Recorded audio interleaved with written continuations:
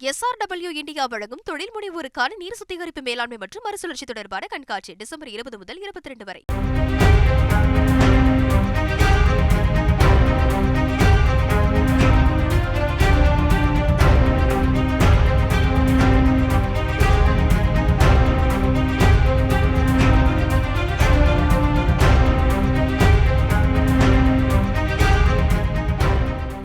தென் மாவட்டங்களில் அடுத்த 2 நாட்களுக்கு மழை எப்படி இருக்கும் என்பதனை வரைகலை மூலம் விளக்குகிறார் சிறப்பு செய்தியாளர் Salim. Over to you Salim sir. மேப்பில் நீங்கள் ரொம்ப தெளிவாக பார்க்கலாம். இங்கே பாருங்கள், சென்னையில் மேகம் ஒன்றும் பெருசாக இல்லைங்க, மழை கனமழைக்கு வாய்ப்பு இல்லை அப்படின்னு சொல்லி தெளிவாக சொல்லிட்டாங்க. அதுபோல் சென்னையில் கனமழை இல்லை. ஆனால் தென் மாவட்டங்களில் பாருங்கள், காட்சிகள் எப்படி இருக்கிறது என்பது உங்களுக்கு புரிகிறதா? குறிப்பாக இந்த கடலோர பகுதியில் இதற்கான காரணம் என்ன? மழை அங்கே கொட்டித்திருக்கிறது, சரியான மழைங்க, நல்ல கனமழை. மக்களுக்கு இன்னொரு செய்தி என்னென்னா, இதுவரை என்ன மழை வந்ததோ அதை காட்டிலும் இன்று இரவு வரப்போகும் மழை அதிகமாக இருக்கும்.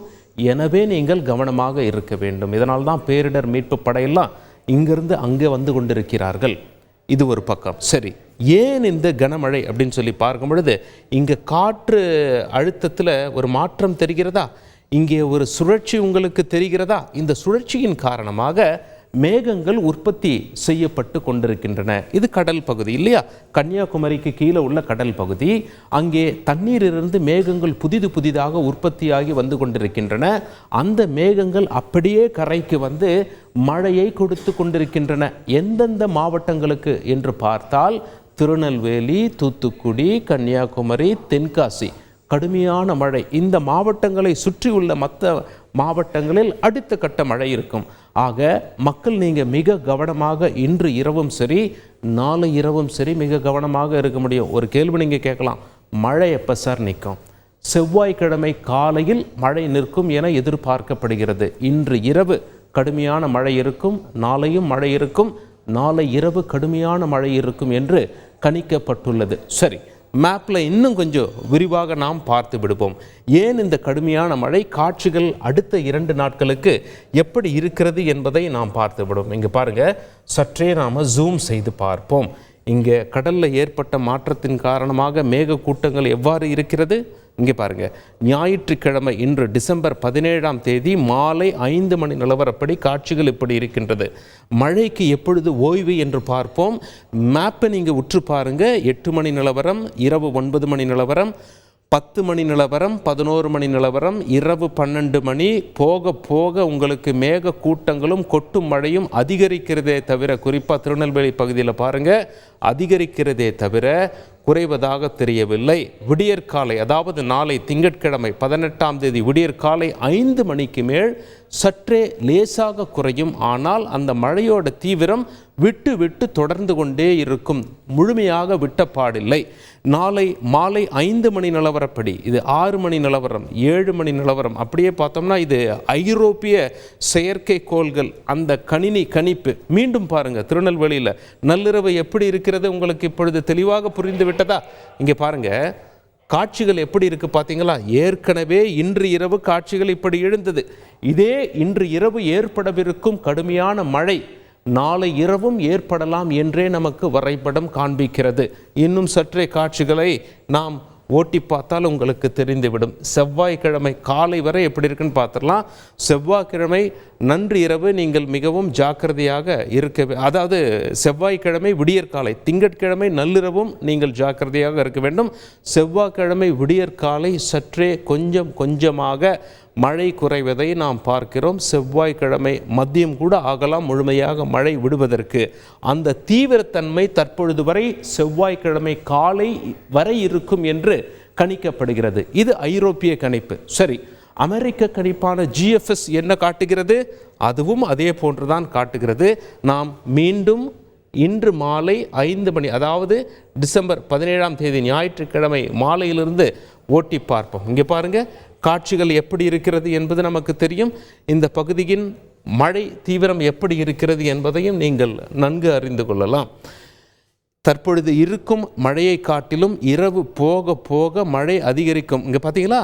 இங்கே பாருங்கள், இரவு 12 மணி மழை காட்சிகள் எப்படி இருக்கிறது என்பது உங்களுக்கு புரிகிறதா? மக்கள் எவ்வளவு நீங்கள் உஷாராக இருக்க வேண்டும் என்று. இப்போ பாருங்க, மீண்டும் நாம் இந்த வரைபடத்தை ஓட்டி பார்ப்போம். இன்று நள்ளிரவு 1 மணிக்கு மேகக்கூட்டங்கள் எவ்வளவு தீவிரமாக இருக்கிறது என்று பாருங்கள். விடியற்காலை 5 மணி, பிறகு 6 மணி, பிறகு 7 மணி, இப்படியாக உங்களுக்கு மழையின் தீவிரம் காலையில் சற்றே குறையும்.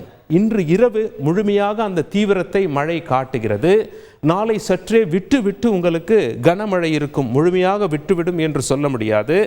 நாளை மாலை 5 மணி நிலவரம், 6 மணி, 7 மணி, 8 மணி நிலவரம், 9 மணி, 10 மணி நிலவரம் எவ்வாறு இருக்கிறது என பாருங்கள். 11 மணி, 12 மணி நிலவரம், இரவு 1 மணி, நள்ளிரவு 2, 3 மணிக்கெல்லாம் உங்களுக்கு மழை விட்ட பாடில்லை. இங்கே பார்த்தீங்களா, நன்றாக தெரிகிறது. இந்த பகுதியில் மழை தொடர்ந்து கொண்டே இருக்கிறது. எனவே இன்று இரவு இருக்கக்கூடிய மழை நாளை இரவும் இருக்கும் என்றே தெரிகிறது. சரி, செவ்வாய்க்கிழமை விடியற்காலை 5 மணிக்கு மேல் சற்றே மழை கொஞ்சம் கொஞ்சமாக மழையின் தீவிரம் குறைந்து செவ்வாய்க்கிழமை மதியம் மழை லேசாக விட்டுவிடும் என்று நமக்கு தெரிகிறது.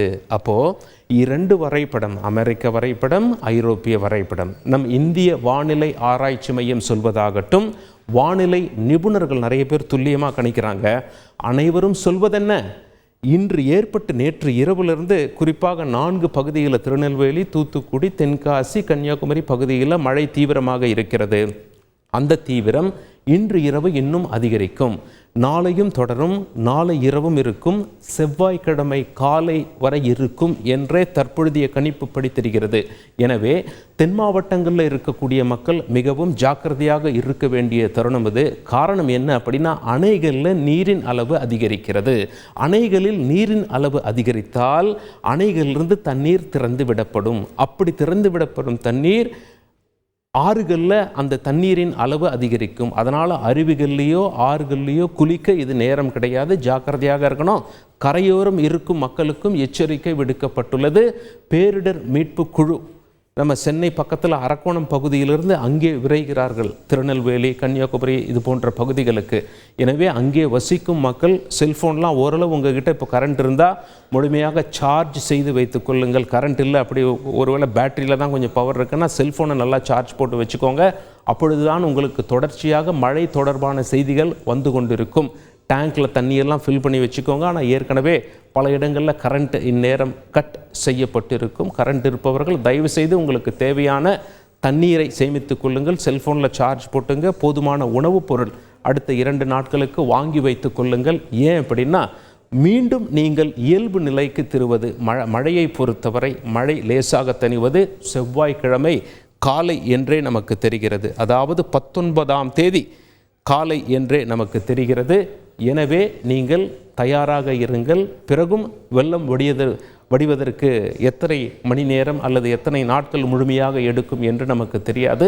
தென் மாவட்ட கடலோர மக்கள் மிகவும் ஜாக்கிரதையாக இருக்க வேண்டிய தருணம் இது. தந்தி டிவியில் தொடர்ச்சியாக வானிலை பற்றிய அறிவிப்பு வந்து கொண்டே இருக்கும். இணைந்திருங்கள் தந்தி டிவியுடன். SRW இந்தியா வழங்கும் தொழில் முனைவோருக்கான நீர் சுத்திகரிப்பு மேலாண்மை மற்றும் மறுசுழற்சி தொடர்பான கண்காட்சி டிசம்பர் 20 முதல் 22 வரை.